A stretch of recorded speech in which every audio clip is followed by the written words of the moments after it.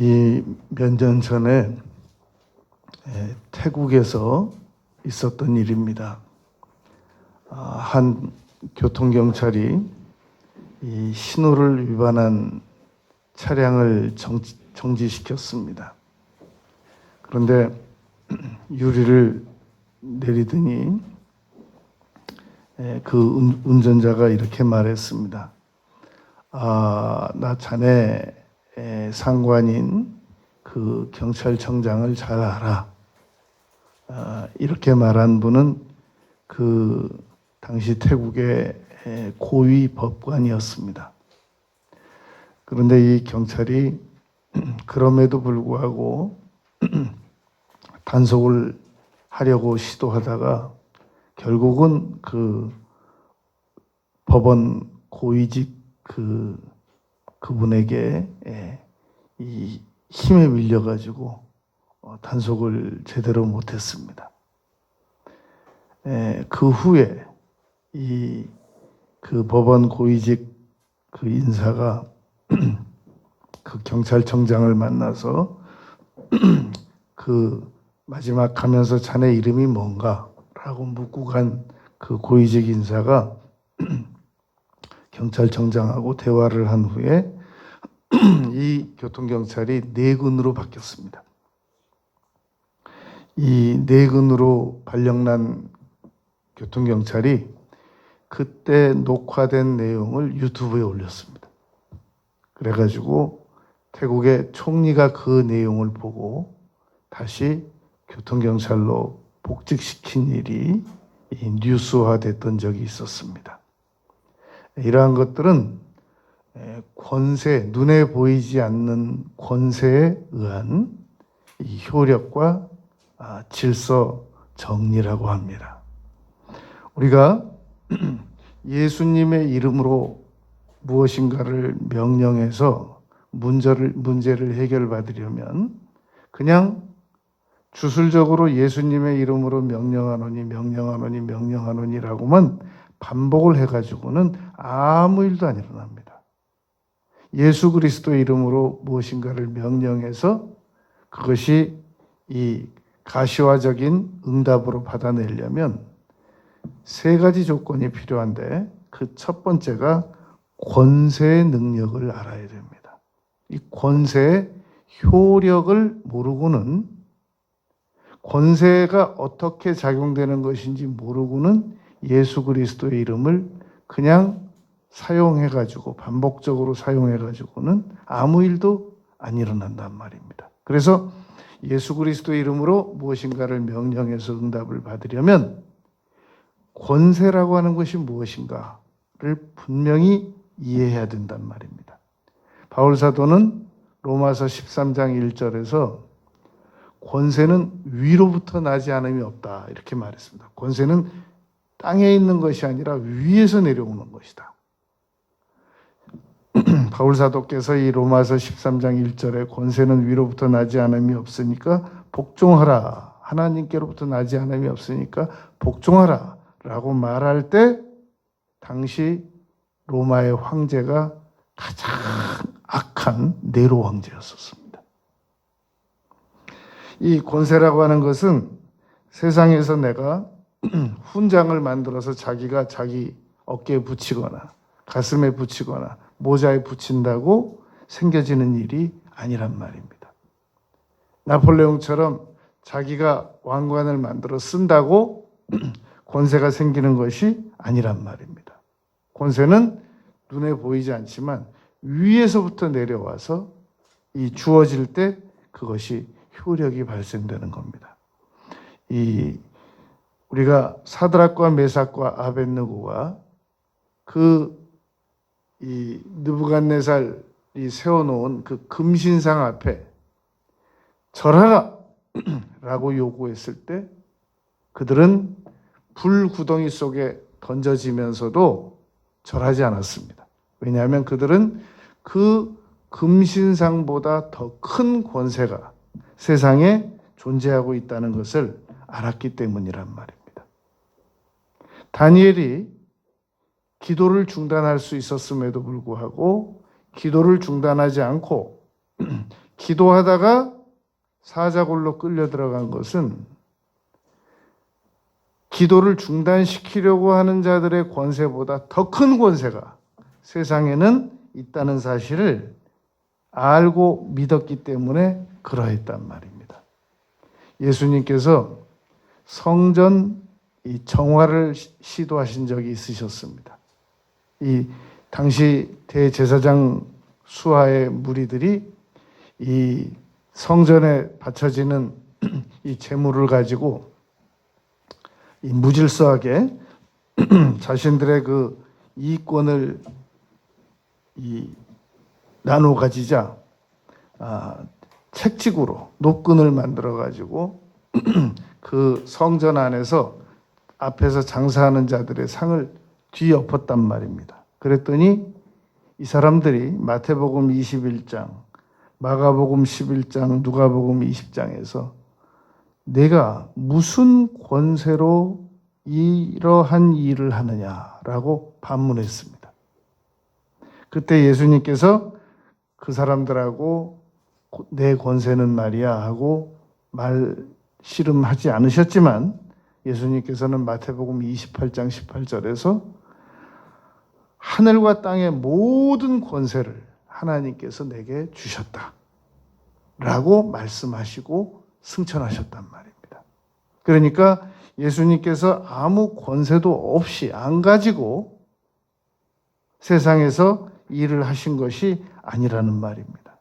베드로 사도도 베드로전서 2장 13절에서 인간의 모든 제도를 주를 위하여 순종해라.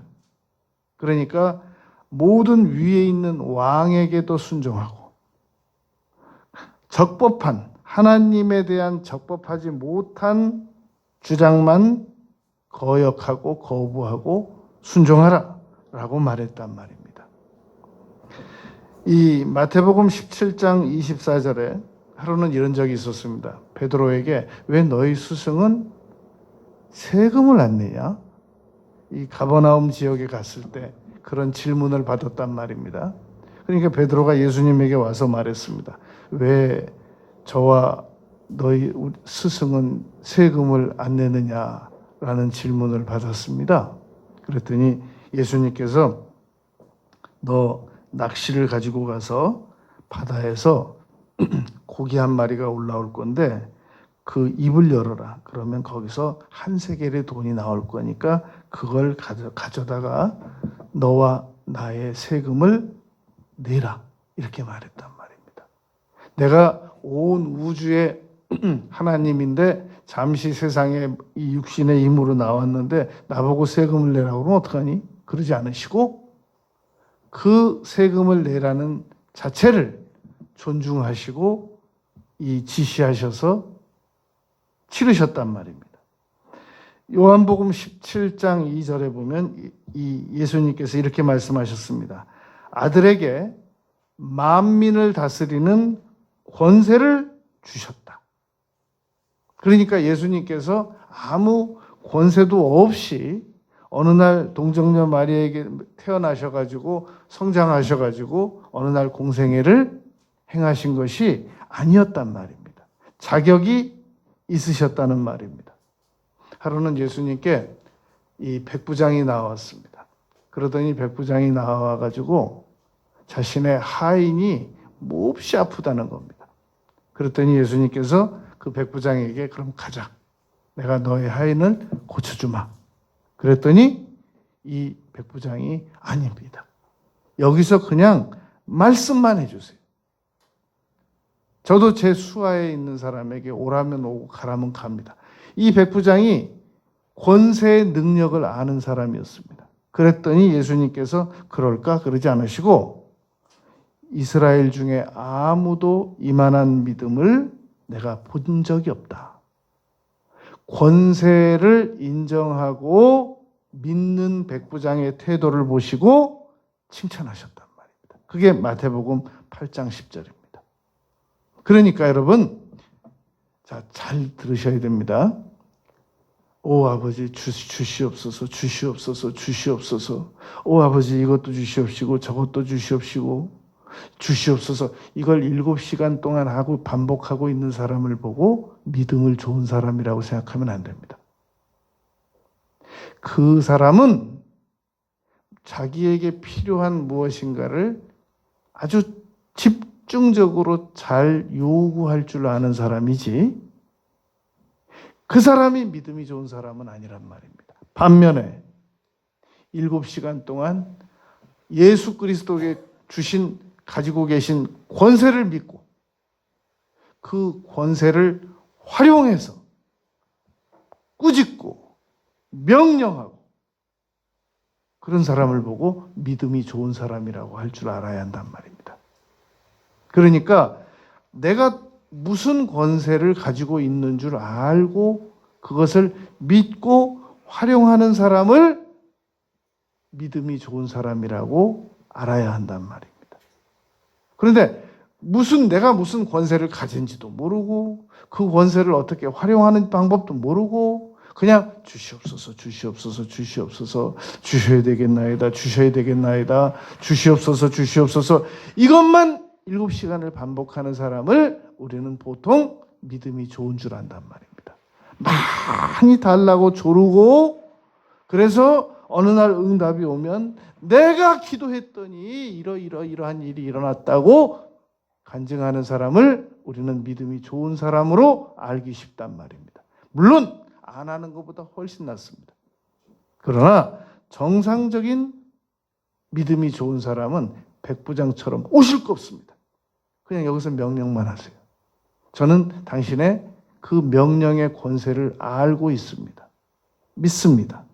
그걸 여러분 믿음 좋은 것이라고 한단 말입니다. 그럼 우리는 예수님은 하늘의 권세를 받아서 이 세상에서 공생애를 사시다 가셨는데 우리는 그런 권세를 어디서 받았냔 말이죠. 네가 무슨 권세로 지금 이 나면서부터 안진뱅이 된 사람을 치료하는 일에 쓰임을 받았느냐라고 물었을 때 이제 베드로가 본문에서 대답하거든요. 근데 우리는 지금 무슨 권세를 가지고 있냔 말입니다. 우리는 적어도 대한민국 여권을 가진 사람들이에요. 대한민국 시민으로서의 수단에 28명이 지금 우리 한국인이 있다고 하니까 청해부대를 파견했다고 하지 않습니까? 그게 우리 국민의 권세란 말입니다.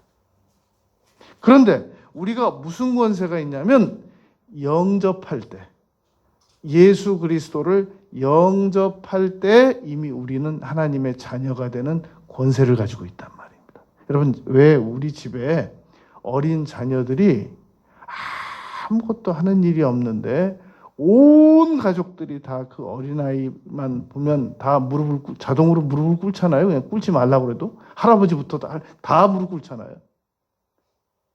어떤 할아버지는 무등 태워가지고 다녀요.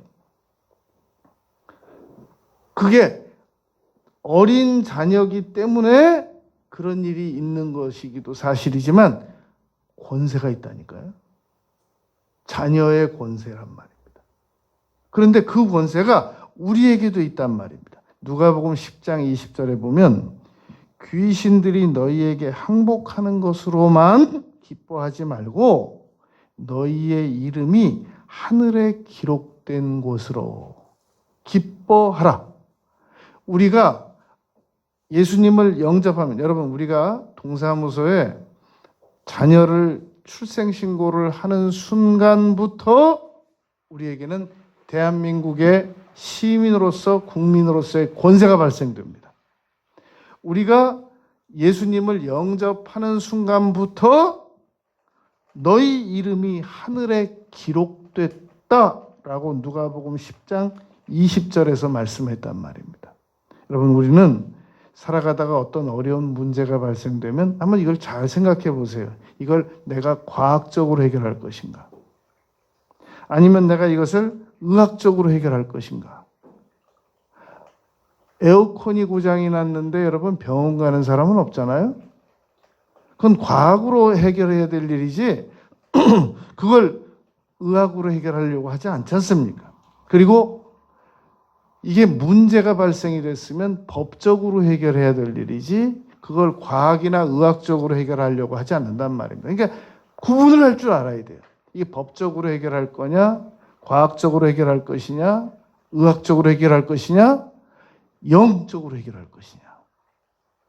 우리가 여러분 지금 말씀 듣는 것은 영적으로 예수 그리스도의 이름으로 문제를 어디서부터 어디까지 해결할 수 있느냐라는 것을 지금 공부하고 있는 시간이란 말입니다. 여러분, 예수님의 이름으로 귀신을 쫓으라는 것은 예수 그리스도의 이름에 포함되어 있는 권세로 쫓으라는 얘기지. 여러분, 우리가 칼을 가지고 요리를 하면 칼날을 가지고 요리를 하는 거지 칼등이나 손잡이를 가지고 요리하는 사람은 없잖아요. 우리가 예수 그리스도의 이름으로 문제를 해결하라는 것은 예수 그리스도께서 가지고 계신 그 권세, 우리에게 주어진 그 권세로 문제를 해결하라는 거지, 그냥 예수 그리스도의 이름을 반복해서 부르기만 한다고 아무 믿음도 없이 그런다고 문제가 해결되는 것이 아니란 말입니다. 그러니까 우리는 권세를 활용해야 됩니다. 그래서 예수 그리스도의 이름으로 명령하노니 내게서 질병은 떠나가라 라고 명령할 때 거기에 생략된 게 있단 말입니다. 예수 그리스도께서 내게 주신 권세로 내가 내게 명하노니 떠나가라. 여러분, 권세라고 하는 것이 얼마나 힘이 있으면 진짜 권세가 아니라 보이스피싱은 모조된 권세거든요. 왜 그 모조된 권세 앞에 사람들이 벌써 몇 천억을 다 속아서 송금했겠습니까? 그게 권세가 없다면 그런 일이 일어날 수 있겠습니까? 모조된 권세도 사람들이 벌벌 떨면서 몇 천억을 송금하고 알 거 없다고, 은행원들이 뭐라 이거 할머니 어디다 쓰일 거예요? 그러면 알 거 없다고 그래가면서까지 송금을 하는 이유는 그게 모조된 권세의 힘이란 말입니다. 그러니 진짜 권세의 힘은 얼마나 강하겠어요. 그래서 우리는 예수 그리스도의 이름의 권세를 믿으면서 활용하면 놀라운 효력이 발생된단 말입니다. 베드로전서 3장 22절에 보면 그는 하늘에 오르사 하나님 우편에 계시니 천사들과, 자 보세요, 예수님께서 하늘에 오르셔서 하나님 우편에 계심에도 불구하고 천사들, 권세들, 능력들 다 그에게 복종하느니라 라고 말씀했단 말입니다. 고린도후서 10장 8절에 바울 사도께서 이렇게 말씀하셨습니다. 주께서 주신 권세는 내가 너희들에게 아무리 많이 자랑하여도 부끄럽지 아니하리라.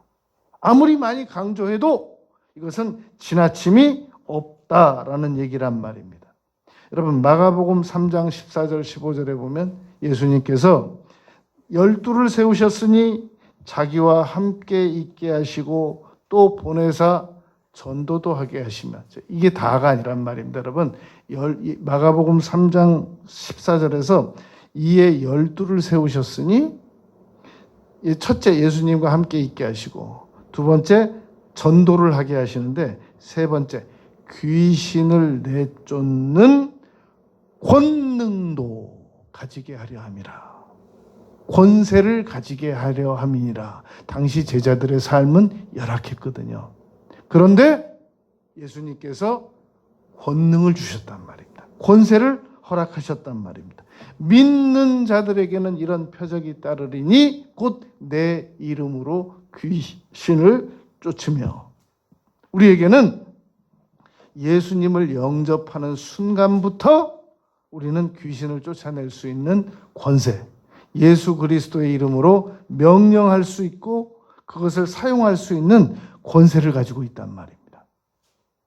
누가복음 10장 17절에서 70인이 기뻐하며 돌아와 이르되 주여 주의 이름이면 귀신들도 우리에게 항복하더이다. 여러분, 지금 수단에서 그 내전이 일어나 가지고 이제 우리나라에서 청해부대에서 이 군수송기로 50명이 갔대요. 그런데 거기서 우리나라 대한민국 사람이 수단에서 나는 우리 대한민국에 한 게 없어. 나는 수단 오기 전에 우리나라에서 세금도 제대로 낸 게 없어, 한 번도. 변변치 않게. 나는 우리나라 대한민국 시민으로서는 난 자격이 없어. 그래가지고 군용기 앞으로도 안 나타나고 거기 배가 가가지고 태워가지고 올 수도 있는데 배로도 안 나타나고 그냥 수단에서 혼자 고립돼가지고 고생하면 아무 혜택을 못 받습니다. 그런데 여하튼 내가 대한민국 국민이라는 시민이라는 대한민국에서 내가 태어났다는 그 자격 하나만 가지고 나타나면 반드시 효력을 발생받게 돼 있단 말입니다. 나는 예수님을 믿어도 제대로 믿은 적도 없고 나는 기도 한 번도 제대로 한 적도 없고 그럼에도 불구하고 예수 그리스도의 이름을 사용할 수 있는 권세를 우리는 허락받았단 말입니다. 골로새서 2장 15절에 이렇게 기록이 되어 있습니다. 통치자들과 권세들을 무력화한다. 예수 그리스도 이름이. 통치자들, 전 세계 어떤 통치자들도 예수 그리스도의 이름의 권세로는 무력화한다. 말을 들을 수밖에 없다라는 말이란 말입니다. 오늘 본문 말씀 보면 대제사장 안나스와 가야바와 요한과 알렉산더와 및 대제사장의 문중이 다 참여했습니다. 사도행전 4장 16절에서. 그리고는 사도들을 붙잡아다 놓고 아니 무슨 우리 박사 동기 한 명이 이렇게 말한 적이 있었습니다. 교수님들이 논문 심사하면서 하도 야단을 치니까 그 박사 동기가 이렇게 말했습니다. 아니 그런데 교수님 제가 무슨 죄를 졌습니까? 갑자기 그 논문 심사하던 그 교수님들이 아주 크게 당황을 했어요. 아니 무슨 죄를 진 거 아니잖아요. 그 논문 잘 준비 못한 게 무슨 죄 진 건 아니잖아요. 그건 부족한 거지. 근데 왜 그렇게 막 야단을 치고 왜 그러냐는 거죠. 아주 그냥 사이다 발언을 너무너무 멋지게 한 거예요. 그냥 이런 지하에. 아니, 지금 사도들이 나면서부터 안진병이 된 사람을 일으킨 게 죄입니까? 근데 무슨 문중이 다 참여해가지고, 대제사장이 다 참여해가지고, 당시에 사내들인 공의회라는 게 있었거든요. 로마에 의하여 압제받던 시절이기 때문에 아주 정식적인 큰 사법권은 로마가 행사하지만 자치적인 문제는 이 바리새인들이 사내들인 공회에서 다 해결했단 말입니다. 다 모였어요. 대제사장 안나바, 가야바, 요한, 알렉산더 다 모이더니 사도들을 모아놓고는 너희가 무슨 권세와 누구의 이름으로 이 일을 행하였느냐. 아니 누구 이름으로 행했든지 간에 나면서부터 안진뱅이 된 사람 40년 동안 못 걷던 사람 걷게 했으면 아니 된 거 아니에요? 근데 그걸 왜 따지듯이 물어보냔 말이죠.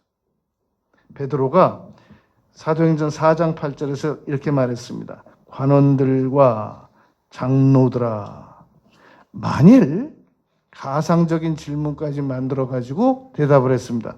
4장 9절에서 만일 병자에게 행한 착한 일에 대하여, 우리가 죄졌냐?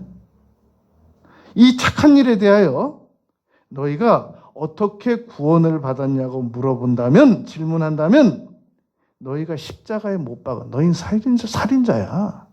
너희가 살인을 해서 십자가에 못 박은 그 예수님께서 부활하셔가지고 우리에게 나사렛 예수 그리스도의 이름을 사용할 권세를 허락하셨거든. 그거 사용한 거야.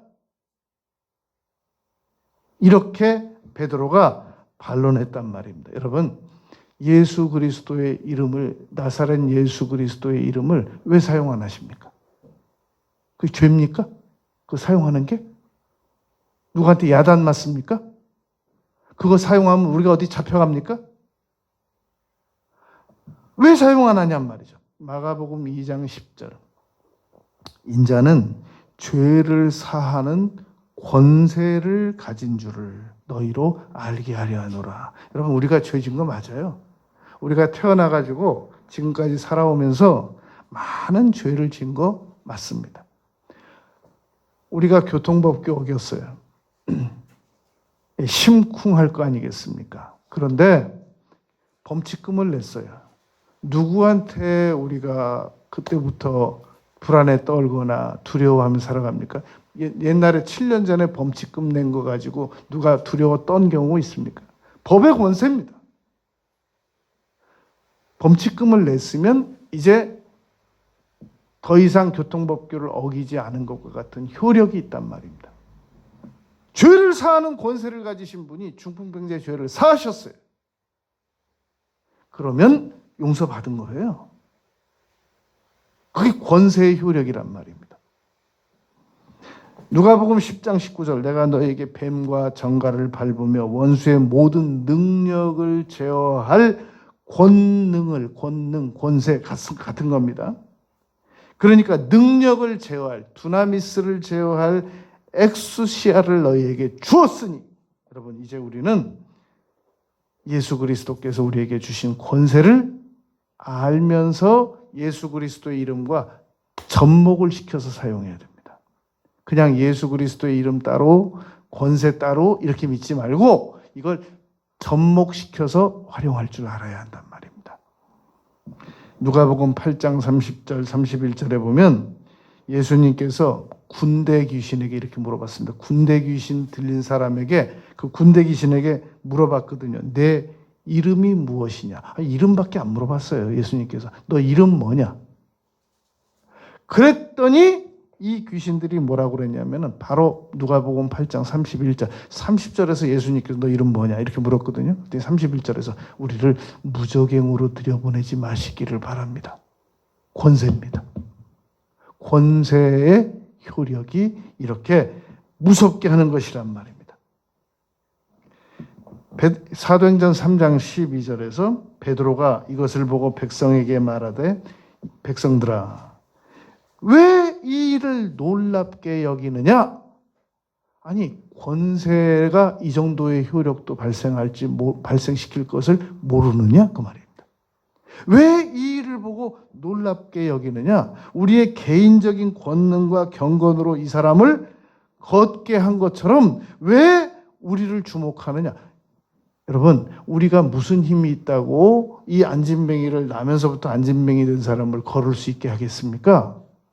이건 예수 그리스도의 이름에 의한 권세가 한 일이지 우리가 무슨 힘이 있다고 감기 환자 한 사람도 못 낫게 할 것인데 무슨 수로 우리가 안진뱅이를 일으켰다고 걷게 했다고 우리를 왜 쳐다보느냐?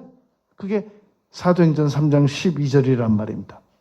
그러므로 3장 16절에서 베드로가 이렇게 말합니다. 그 이름을 믿음으로, 권세를 믿음으로 그 말입니다. 그 이름이 너희가 보고 아는 이 사람을 성하게 하였나니 예수로 말미암아 난 믿음이 권세를 믿게 한다는 겁니다. 그러니까 여러분, 예수님을 믿으면 권세도 믿어지는 거예요. 권세가 안 믿어지면 예수님도 안 믿어지는 것이란 말입니다. 그러므로 우리는 예수 그리스도께서 우리에게 주신 그 권세를 믿을 수 있어야 하겠단 말입니다. 사도들이 너희가 누구의 이름으로 무슨 권세로 이 일을 행하였느냐라고 말했더니 베드로가 그렇게 알고 싶으면 알려줄게. 너희가 십자가에 못 박았던 그 예수님 알지? 그 예수님께서 다시 살아나셔가지고 그 이름을 우리에게 사용하라고 말씀하셨어. 그리고는 4장 12절에서 이렇게 말씀하셨습니다. 천하 인간의 다른 이름으로는 구원받을 수 없나니 다른 이름을 우리에게 주신 일이 없다. 우리는 예수 그리스도의 이름으로 문제를 해결할 수 있습니다. 두 번째, 이렇게 이제 권세의 능력을 알고 나서 두 번째, 실제 사례를 알아야 됩니다. 실제 이 권세의 효력이 어떻게 미쳐지는가. 이미 우리는 나면서부터 안진뱅이 된 사람이 치료받은 상황도 지금 공부를 했고, 그리고 예수 그리스도의 이름으로 귀신이 쫓겨나간 것도 공부를 했고, 그리고 이 예수 그리스도의 이름으로 백부장 하인이 예수님께서 명령만 해주셨는데도 나았다는 사실을 알았단 말입니다. 그런데 좀 더 구체적으로 예수 그리스도의 이름이 어떤 효력을 가지는가 한번 실례적으로 두 번째 보잔 말입니다. 신약 성경에 보면 사람이 죽었다가 살아난 사례가 5사례가 있습니다. 첫째는 예수님께서 이 죽은 사람을 살리는 권세가 있으셨는데, 누가복음 7장에 보면 하루는 나인이라는 성을 가고 있었습니다. 그런데 이 아들의 엄마가 과부라는 거예요. 독자래요. 막 울면서 오는 겁니다. 예수님께서 불쌍히 보시고 관에 손을 대시면서 관에 손을 대시면서 선포했습니다. 예수께서 이르시되 청년아 내가 내게 말하노니 일어나라. 그 자리에서 일어났어요. 죽은 아들을 예수님께서 잡아 일으킨 것도 아니고 선포했단 말입니다. 예수님께서 누가복음 8장에 보면 회당장 딸이 야이로가 분명히 죽었다고 그랬거든요. 그때 예수님께서 아이의 손을 잡고 불러 가라사대 아이야 일어나라 라고 선포하셨습니다. 그랬더니 그 영이 돌아와 라고 말씀했단 말입니다. 그 영이 예수님께서 아이야 일어나라 라고만 말씀하셨는데 누가복음 8장 55절에서 그 영이 돌아왔다 라고 말했단 말입니다. 요한복음 11장에서 분명히 돌 무덤까지 가려지고 그 무덤 안에 장사가 치러진 나사로에게 예수님께서 쫓아가셔서 말씀하신 게 아니라 나사로야 나오너라 그랬더니 나왔단 말입니다. 선언만으로, 선포만으로. 사도행전 9장 36절에 보면 요빠에 다비다라고 하는 여제자가 있었습니다. 도르가라고 하기도 합니다. 그런데 그때 이 베드로가 룻다에 있었단 말입니다. 그랬더니 요빠에서 이 죽은 그 다비다를 살리기 위해서 베드로를 급히 오라고 합니다. 그러니까 베드로가 다락방에 가서 그 도로가 다비다 시신이 놓여진 곳에 가서 시체를 향하여 사도행전 9장 40절 시체를 향하여 이르되 다비다야 일어나라 선언만 했습니다. 그랬더니 그가 눈을 떠 베드로를 보고 일어나 앉는지라. 유두고라고 하는 청년이 죽었었습니다. 이 바울 사도가 다른 어떤 조치도 하지 않았습니다. 나았다라고 선언만 했단 말입니다. 살았다. 그랬더니 사람들이 살아난 청년을 데리고 가서 적지 않게 위로를 받았더라. 여러분, 예수 그리스도의 이름으로 명령하는 것은 막 그냥 가서 막 옷깃을 잡아 흔들고 막 때리고 안차를 하고 막 그런 게 아니란 말입니다. 그냥 선언만 하면 돼요. 미국에 있는 문제를 해결할 때는 미국에 명령을 하고 여기서 명령하면 돼요. 그런데 제가 여러분 내일 이 중요한 발표를 하나 할 것이 있어가지고 그 준비 기도를 많이 했습니다. 그런데 그 준비 기도를 지금 예수 그리스도의 이름으로 명령하노니 그 뒤에 따라붙는 수식 내용들이 많아요. 이걸 한 세트로 해가지고 30번씩 명령하는 걸 지난 한 주간에 21번을 했어요. 21세트를. 그런데 이제 오늘 다시 오후에, 오늘 저녁 오후부터 시작해가지고 내일 발표 전까지 7시간을 지금 기도드리려고 작정하고 있단 말입니다. 제가 오후 예배 끝나면 이제 본격적으로 기도를 시작해가지고 7시간을 기도를 드리려고 그래요. 그런데 이 긴 내용 한 세트를 21번 하는데 지금 한 5일 걸렸어요. 그러니까 30번씩 10번, 300번, 그리고 20번, 21번을 했어요. 600번. 한 600번 하는데 지금 한 주간 걸렸어요. 내용이 길어가지고. 그런데 아무리 기도를 드려도 500번을 기도를 드려도 제 마음에 확신이 안 와요. 그래서 여러분 이게 어려운 거예요. 예수 그리스도의 이름으로 명령을 할 때 그게 쉽지 않은 거란 말입니다. 그런데 이 긴 세트, 한 세트짜리를 긴 세트를 600번을 명령하니까 내 마음에 확신이 오더라고요. 아, 이게 됐다. 이제 통제가 되기 시작한다.